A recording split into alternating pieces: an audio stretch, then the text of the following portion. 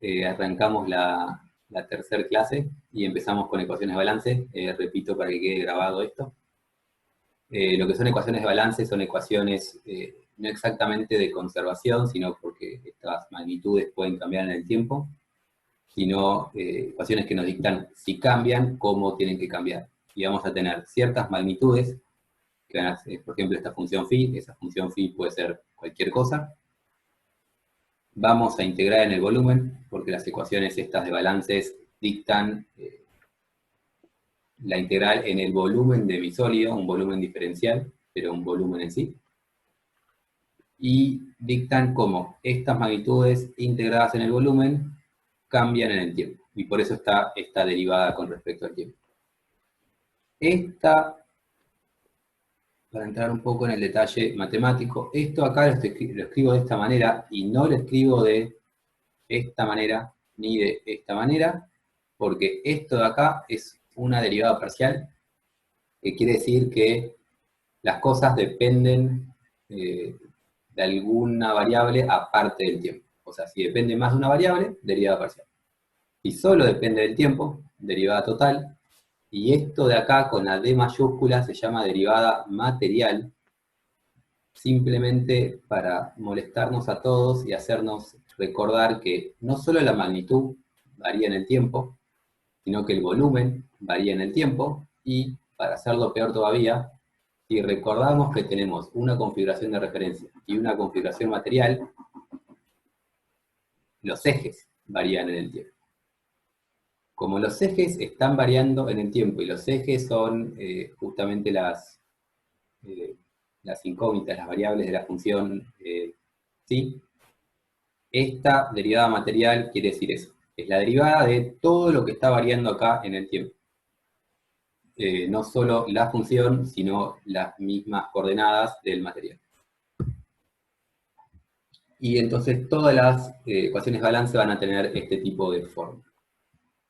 Para recordar lo que venimos viendo hasta este momento, los ingredientes fundamentales de la mecánica del continuo son justamente primero lo que vimos en cinemática, que era desplazamientos y deformaciones. En segundo lugar, vimos lo que era tensiones y cómo se asociaba esto con las fuerzas.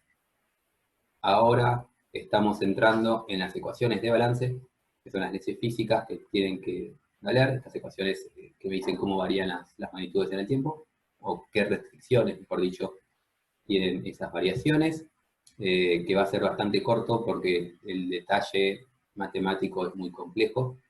Simplemente mencionar cuáles son y más o menos cuál es la idea. Y sí, el resto de la clase de hoy va a tratarse de ecuaciones constitutivas para cerrar más o menos el capítulo de teoría de mecánica del continuo, y la semana que viene arrancar con estados planos, que es un caso particular de mecánica del continuo, y algunos ejemplos de estados planos. Bien, entonces, la primera ecuación de balance que vamos a ver es la ecuación de conservación de masa. Lo que nos dice la conservación de masa cuando vamos a nivel material, a nivel del punto, es que la masa tiene, o sea, la variación de la masa, que es esto, es igual a 0. La masa se tiene que conservar. Y la variación de la masa es la masa de mi punto, que es la integral de la densidad en el tiempo, en el volumen. Esto es la densidad del material. Si la integro en su volumen, esto es la masa del material. Entonces, la derivada en el tiempo de esta masa debe ser igual a 0 para tener conservación de masa.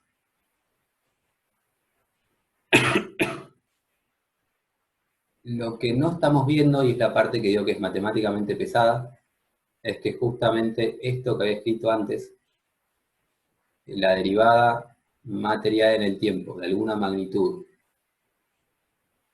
sí tiene en cuenta el cambio en la propia magnitud sí, y tiene en cuenta un término de transporte, de cómo se mueven las partículas en el sistema de referencia, y justamente esta cuenta, esa cuenta y el resultado de esa cuenta se llama ecuación de transporte de Reynolds. Quiero creer que en algún momento probablemente en fluidos o hidráulica o en esas materias, vieron la ecuación de transporte de Reynolds.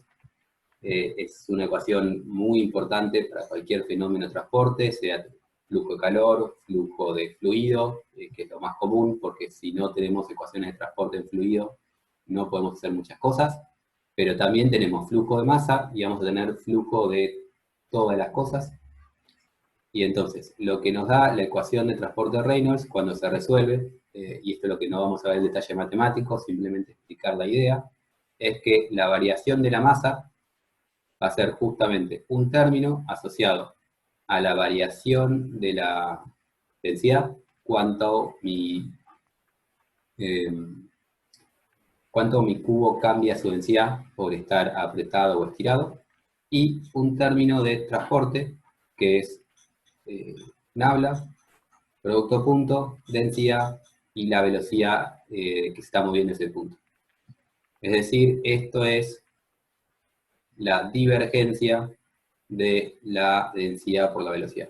Esto me da un término de transporte que es básicamente cuánta masa entra y sale de mi sistema, de mi cubito.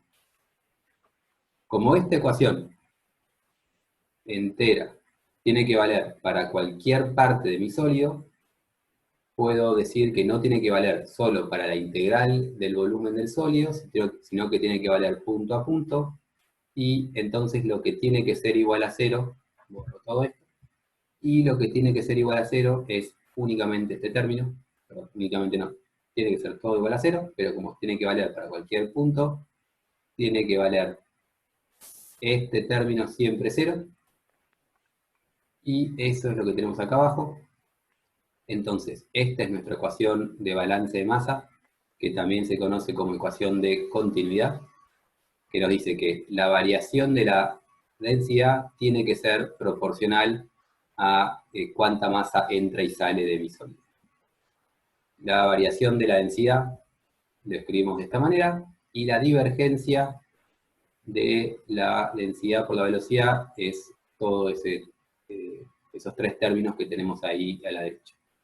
Y podemos empezar viendo que ya la ecuación de conservación, en este caso conservación de masa, no es otra cosa más que la divergencia de algo, la masa que entra y sale de mi sólido, es igual a lo que varía esa masa en el tiempo.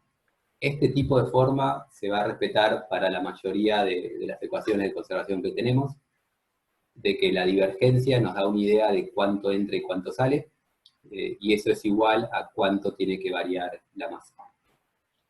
Entonces, esta es la primera ecuación de balance y es la ecuación de conservación de masa, que también se conoce como ecuación de continuidad, y la estamos escribiendo en una descripción euleriana, porque estamos hablando estamos escribiendo todo esto en términos de las coordenadas iniciales. No sé si se acuerdan la diferencia entre lagrangiano y euleriano, pero bueno, vamos a estar escribiendo todos, lo estamos escribiendo de esta manera, se puede escribir la descripción, la misma ecuación en descripción lagrangiana, pero es más fea y no vale la pena meternos en este detalle. ¿Alguna consulta de esta, Filmina?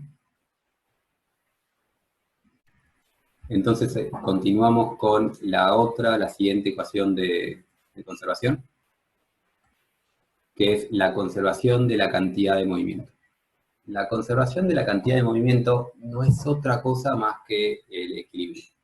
La cantidad de movimiento, si lo recuerdan, era la masa por la velocidad, eso era la cantidad de movimiento, y la masa generalmente la calculaban como la masa de un punto, directamente porque esto lo veían en Física 1, generalmente no sé si lo vuelven a ver después de Física 1 en algún lugar.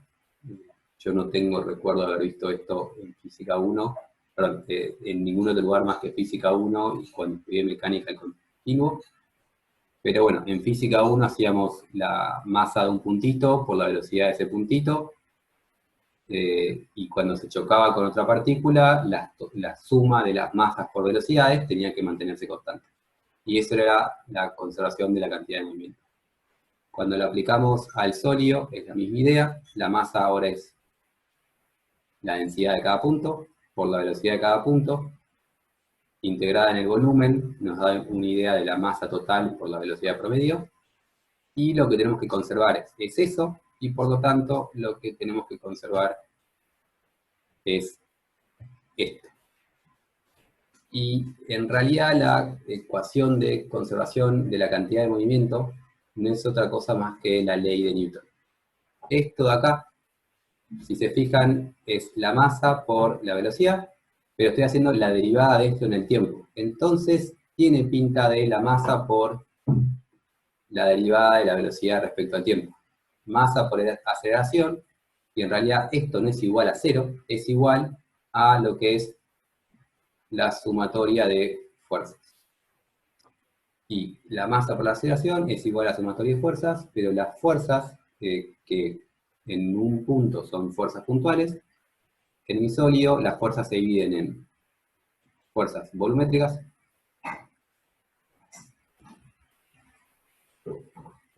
y las fuerzas volumétricas son el valor de la fuerza por unidad de volumen, que si escribimos de esta manera en realidad son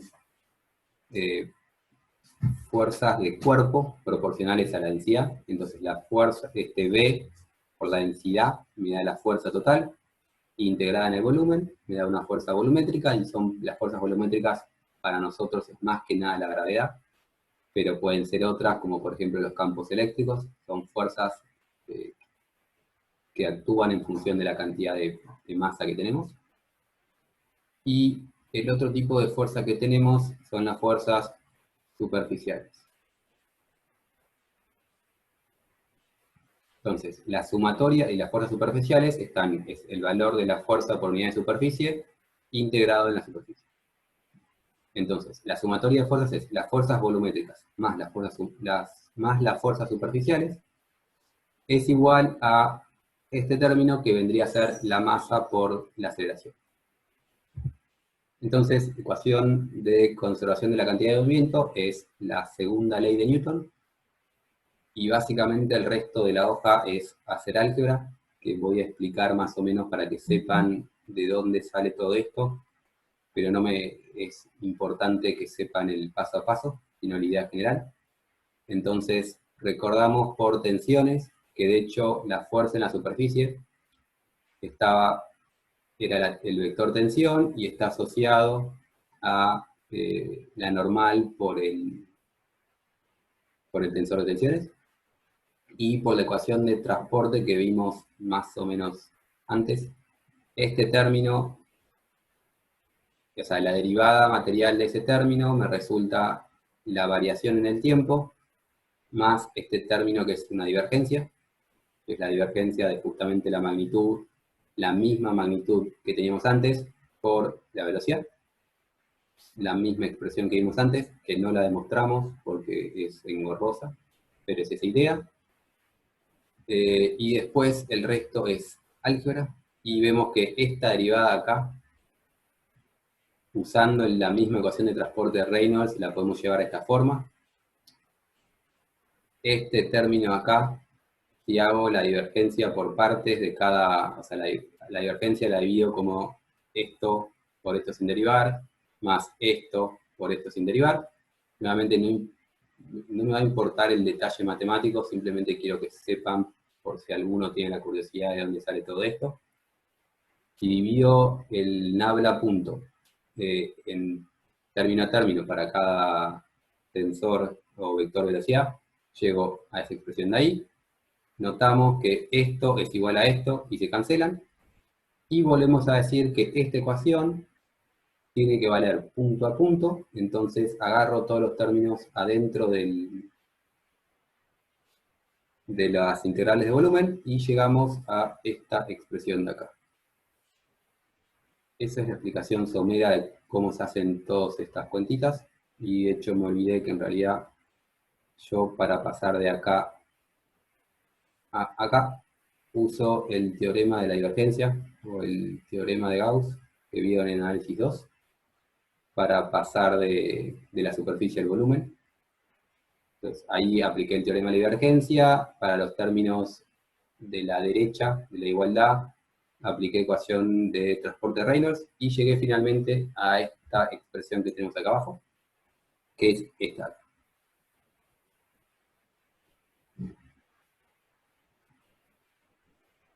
Ahora, si a esa expresión le reemplazo la ecuación que vimos antes de conservación de masa, o ecuación de continuidad,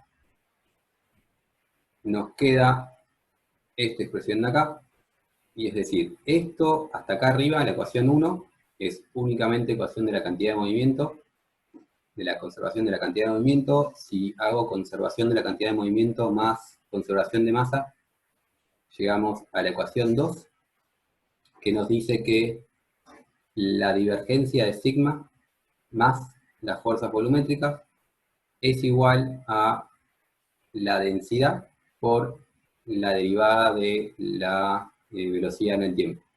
Esta es una especie de fuerzas igual masa por aceleración. Si estamos en sistemas cuasiestáticos, y solo si estamos en sistemas cuasiestáticos, esto es igual a 0, y llegamos a la ecuación de equilibrio más común para sistemas estáticos, que es que la divergencia de sigma es igual a menos b. Si lo estamos escribiendo b en función de la masa, a menos b por la densidad. Y esta expresión es la que suele aparecer en la mayoría de los papers como la ecuación diferencial a resolver. La ecuación diferencial del sólido no es otra cosa más que la divergencia del tensor de tensiones es igual a mis fuerzas volumétricas. Esa ecuación diferencial es, para nosotros, la ecuación de equilibrio. Para el matemático es simplemente una ecuación diferencial que se resuelve. Y cuando hacemos elementos finitos en sistemas cuasiestáticos, lo que hacemos es usar elementos finitos para resolver esta ecuación diferencial. ¿Alguna duda de esta filmina? No. Bien. La siguiente, siguiendo un poco más hablando con esto, entonces, si escribimos la ecuación de equilibrio que vimos antes, pero la extendemos, dijimos que esto lo podemos ver como la aceleración, y entonces para que tengan la expresión que vimos cuando vimos divergencia, pero para que la tengan referida directamente a sigma, y esta ecuación de hecho la volvimos a ver la semana pasada cuando vimos el tensor de tensiones, hicimos el equilibrio del cubito diferencial. El equilibrio del cubo diferencial es una explicación más didáctica. La explicación más teórica es esta que estamos viendo acá. Formalmente no es el equilibrio del cubo diferencial, sino que es la conservación de la cantidad de movimiento del sólido. Donde estos términos de acá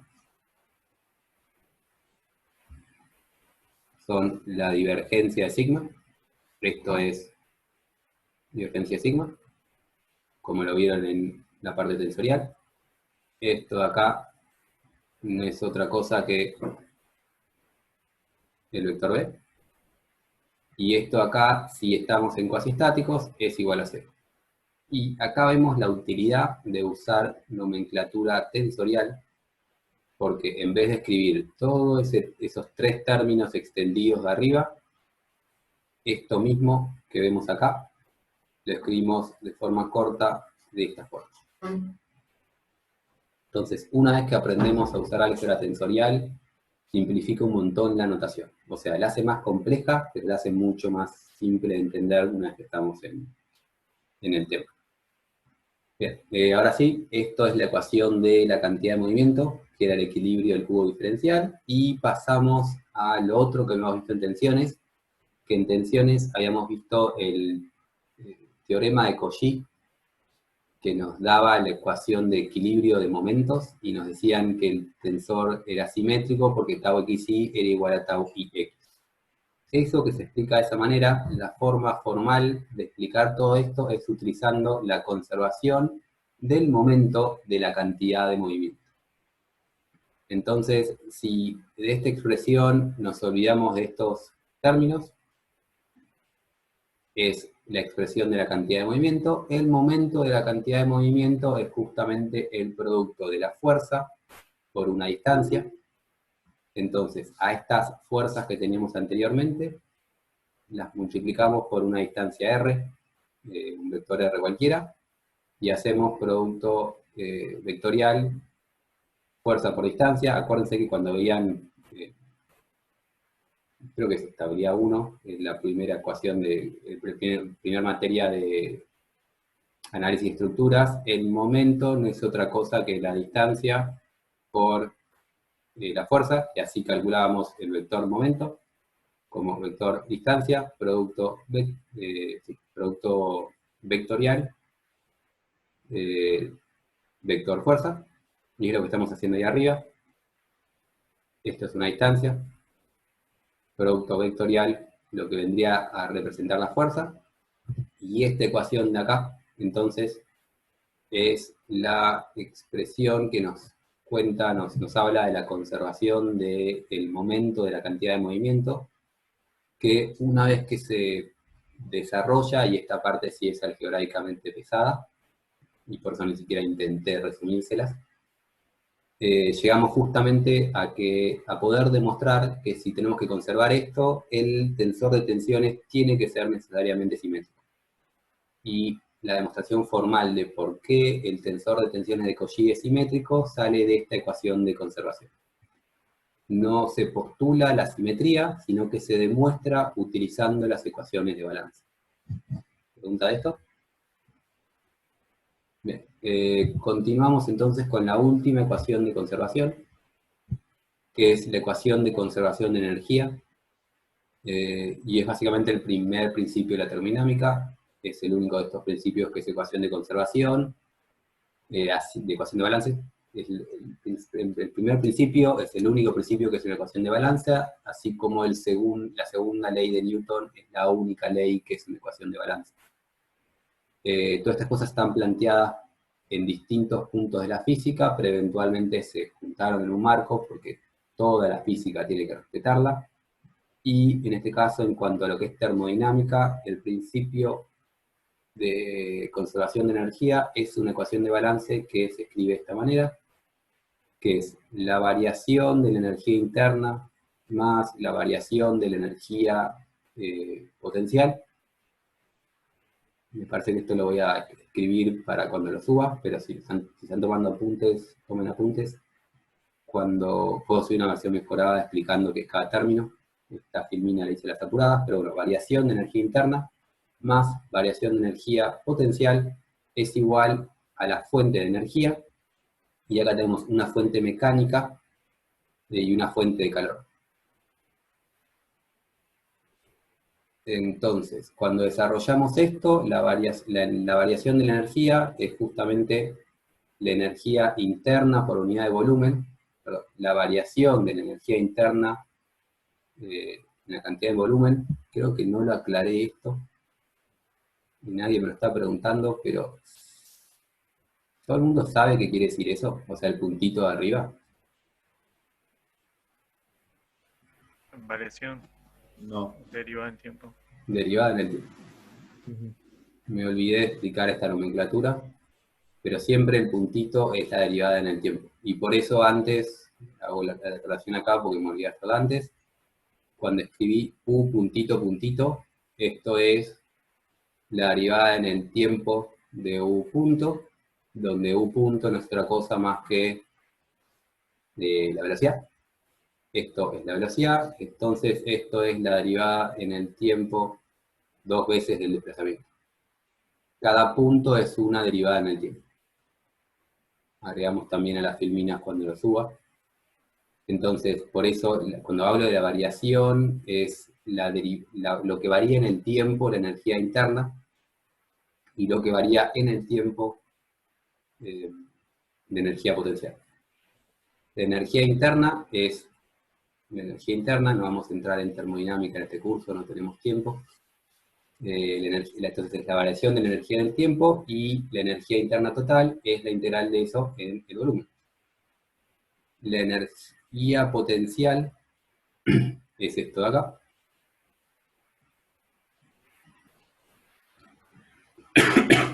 Y la variación de la energía potencial es la energía potencial, perdón, es velocidad por esto. Este punto de arriba no está bien. Y la variación de energía potencial, entonces, es la derivada de eso en el tiempo, lo integramos en el volumen, tenemos energía potencial, y después tenemos fuentes mecánicas, que son estas de acá, y fuentes térmicas, que son estas de acá, y nuevamente haciendo un montón de álgebra llegamos a esta expresión de acá, que es una expresión de conservación de la cantidad de energía. Esta expresión la di muy por arriba, porque no la vamos a utilizar en el curso en absoluto, pero es la única ecuación de balance que me quedaba, y para completar el casillero le estoy contando que lo es. Lo que di son todas las ecuaciones de balance de lo que es mecánica del continuo. Las anteriores las vamos a utilizar, de hecho ya las utilizamos. La ecuación de conservación de la cantidad de movimiento es nuestro equilibrio mecánico. La ecuación de la conservación del momento de la cantidad de movimiento es necesaria para demostrar que el tensor de tensiones es simétrico. La ecuación de conservación de masa era necesaria para el equilibrio, y esta acá no la estamos utilizando porque no vamos a entrar en todas las discusiones termodinámicas, pero es una ecuación de balance, y cuando hacemos mecánica del continuo real, de forma compleja, es una ecuación que no nos tenemos que olvidar, porque si no aparecen problemas de generación de energía espuria, que generan modelos materiales que no tienen sentido físico. Y simplemente por eso se las menciono. Si alguien quiere más detalle de esto, tengo un montón de bibliografía. Creo que pasé 2 años de mi vida intentando entender termodinámica para mi doctorado, y digo intentando entender porque todavía no sé si lo entiendo. Es un tema, la verdad, que muy complejo y muy filosófico.